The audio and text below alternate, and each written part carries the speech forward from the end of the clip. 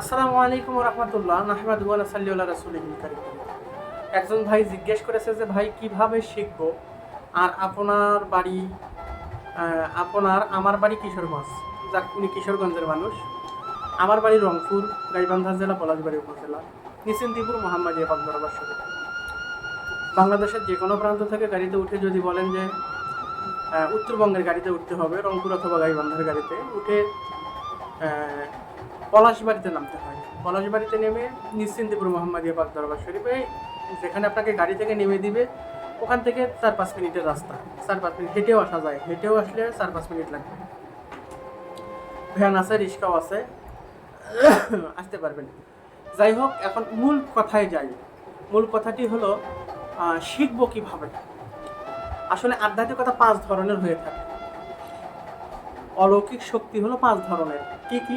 একটা হলো ফকিরি বিদ্যা, একটি হলো কবিরাজি বিদ্যা, একটি হলো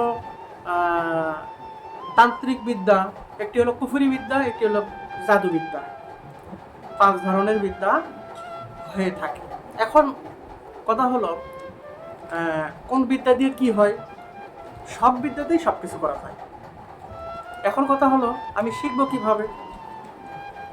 আধ্যাত্মিকতা শেখার জন্য 3টি মাধ্যম রয়েছে। 3টি মাধ্যমে আধ্যাত্মিকতা অর্জন করা যায়। যেমন 1 নম্বর মাধ্যম হলো আমল এবং সাধনা।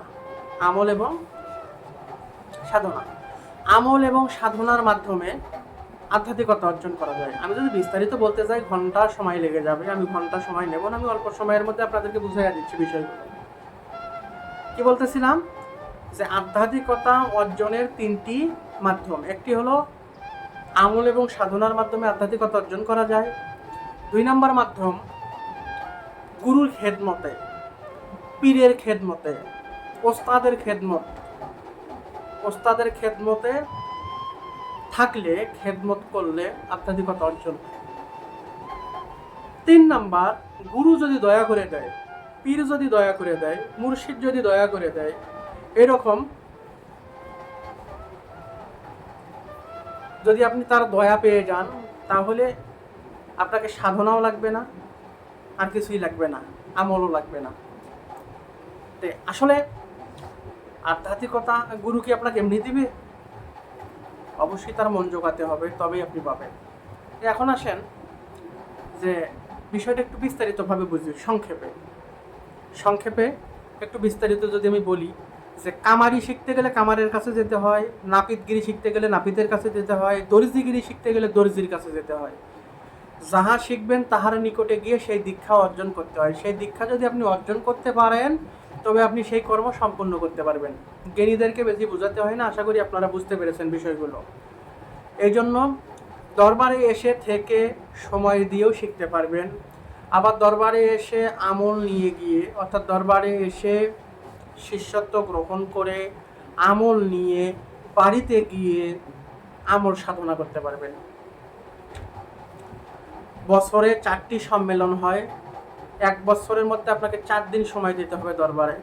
বছরে 4টি সম্মেলন হয়। সম্মেলন 4টিতে আপনি উপস্থিত থাকবেন। সম্মেলনগুলোতে আপনি উপস্থিত থাকবেন এবং ক্লাসে অ্যাটেন্ড হবেন, ক্লাস করতে পারবেন ইনশাআল্লাহ। প্রতি সম্মেলনে ক্লাস হয়, আধ্যাত্মিকতার ক্লাস হয়, শেখানো হয়। তা ব্যতীত দরবারে প্রতিদিন ক্লাস হয়, আল্লাহর রহমত প্রতিদিন ক্লাস হয়। ক্লাসে উপস্থিত থাকলে আপনি শিখতে পারবেন। যাই হোক, সবাই ভালো থাকবেন, সুস্থ থাকবেন। অনেক বিস্তারিত আলোচনা করলাম। আরও বেশি জানতে চাইলে আমাদের ইউটিউব চ্যানেল আপনারা ঘুরে আসতে পারেন। আমাদের ওয়েবসাইট আছে www.ostadmohammadi.com। আপনি এখানে গিয়েও দেখে আসতে পারবেন।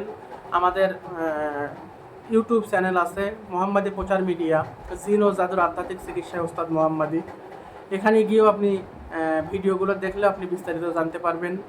এছাড়া আমাদের দরবারে সরাসরি এসেও আমাদের কাছ থেকে আপনার পরামর্শ নিতে পারবেন। তা ব্যতীত ফোন নাম্বার দেওয়া আছে, ফোন নাম্বারে যোগাযোগ করেও আপনারা বিস্তারিত জেনে নিতে পারবেন। সবাই ভালো থাকবেন, সুস্থ থাকবেন। ভিডিওটি বেশি বেশি করে শেয়ার করে দিবেন।